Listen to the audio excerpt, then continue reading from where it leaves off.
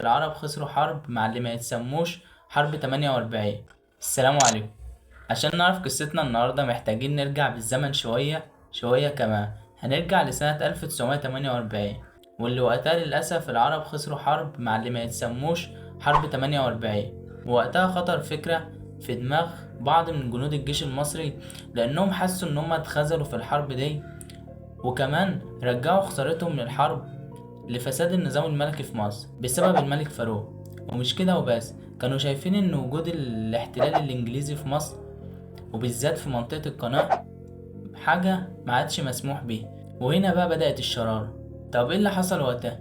اللي حصل وقتها ان بطل قصتنا هو واصحابه استغلوا معاهدة 36، واللي كانت تنص بسماح دخول الطبقة المتوسطة من الشعب للكلية الحربية. وساعتها الطبقة ديت كانوا حاسين بالإهانة والمرمطة وسوء الأحوال المعيشية. فعشان كده كان أول مبدأ من تأسيس النظام الجديد هو إعادة توزيع الثورات داخل المجتمع المصري. وبس كده، وهنا خلصت أول حتة من قصتنا. لو عجبك الفيديو ما تنساش تروق عليها بلايك وفولو، واستنى الجزء التاني. سلام.